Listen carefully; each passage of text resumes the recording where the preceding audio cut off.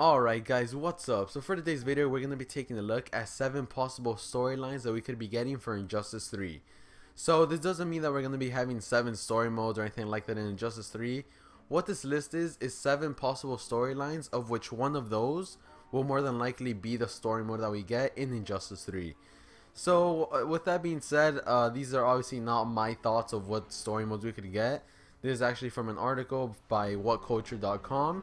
And I haven't seen any of them, so with all that being said, let's just dive right into it. Alright, let's see. This is number 7. Superman Returns. Isn't that a movie? Yeah, it is a movie. Alright, let's see. Let's go ahead and read this storyline, or story mode. It says, in Batman's ending, Superman is depowered and imprisoned in the Phantom Zone, while the remaining heroes form a new Justice League. Isn't that from the first one? Yeah, I'm pretty sure that's from the first Injustice. Now you see it says, however, this wouldn't be very original. The story would end up being very similar to the last 2 games. Yes, yet if it can work twice, then it will probably work a 3rd time. I really hope we don't get that, because like they just said, we already got that in Injustice 2, so what would be the point of getting that for a 3rd time, right? It says the writers could even flip the first game story on its head and have Superman filling the role of the Resistance. You know what? Nah, this one sucks. This is just repeating the storyline that we already got. Alright, Supergirl Resistance at number 6. This one looks a bit more interesting. Let's see. In the Superman ending, the Man of Steel uses Brainiac's technology to take control of Batman and any other would-be enemies. Yeah, that was a really creepy looking Batman, just saying. It says with Supergirl being the only known hero still with free will. So Supergirl's the only one that still has free will, because everyone else has been imprisoned by Brainiac's technology, which is being controlled by Superman. So basically, Superman controls everyone. Let's see, it says, another realm could set up Supergirl as the protagonist, leading up a new resistance. Alright, so now it's saying that instead of Batman having his group against Superman, it would be Supergirl that has her group against Superman's group. So it would basically be how Injustice has always been so far. But instead of Batman being the leader of the Resistance, Supergirl would be the leader of the Resistance. Which, I mean, it could kind of work, but that's also like it's something we've already seen. You know, like one hero gets a bunch of people that don't like Superman's ideas, and they just fight them. So I don't know. I'm not really feeling that one either. So far, those two kind of suck. All right, Forever Evil. Ooh, that one sounds better. Alright, let's go to exit this ad. Alright, so it says Forever Evil was a comic book event in 2013 similar to Marvel's Dark Reign era. However, the story Forever Evil follows Evil Justice League. Yeah, Forever Evil is a really great storyline. So it says, while the original Forever Evil storyline may not be possible, framing the villains as a protagonist would certainly make for a fun ride. DC. Alright, so I think what they're trying to say here is that there wouldn't be like any hero making their group against Superman. It would just be all the villains teaming up against Superman, which is so far better than the other 2 ideas. I'm honest. Like, I'm gonna be honest. This is the best one so far.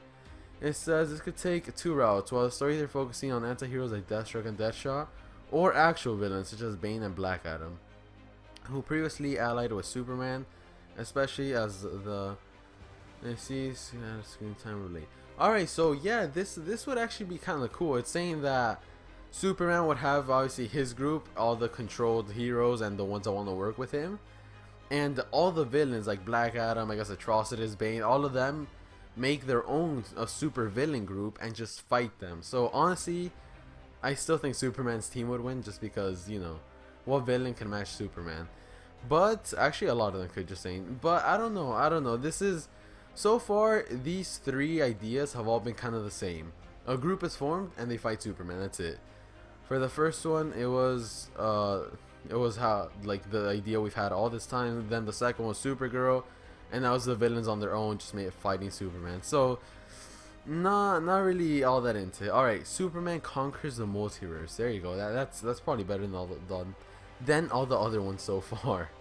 And I'm really stuttering. All right, it says, as mentioned before in the Superman ending, Kal-El becomes the supreme ruler of Earth. However, in the first game, in which his original regime is toppled, the Man of Steel made some new enemies in the form of more traditional heroic versions of the Justice League. Wow. So it says, seeing as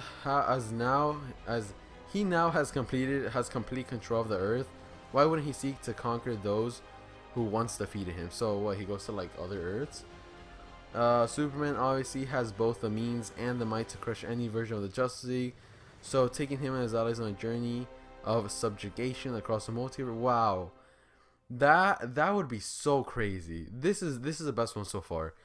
So it's saying that since Superman already has control over everyone on Earth, or everyone on Earth already bows down to Superman, basically, Superman's like, you know what? Let's go ahead and do this to other Earths. So he goes all across the multiverse to all the different Earths and starts conquering those. Which, wow, that would be an amazing storyline. Just because out there in the multiverse, there are so many variety of other villains and heroes and different types of different versions of our heroes and villains that would be a really awesome story. I really hope they do something like this. Not this exactly, but something like this.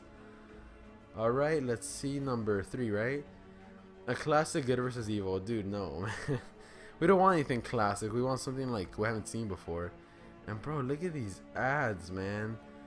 Why do these article websites, they're like literally filled with ads, man. Alright, let's see. It says using the Batman ending leaves many options for the writers.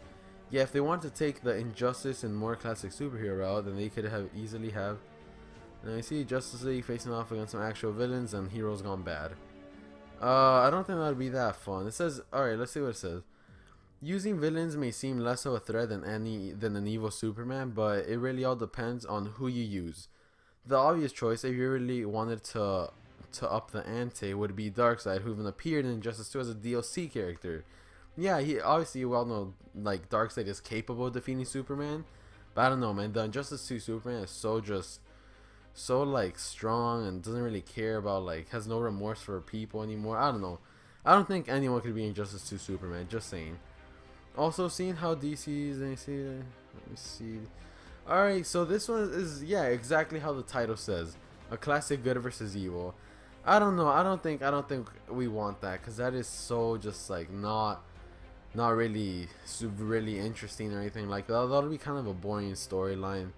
Like, what, the villains just start fighting Superman and then inevitably Superman's gonna win? Yeah, no. That's not I don't think I should take that route. Ooh, what?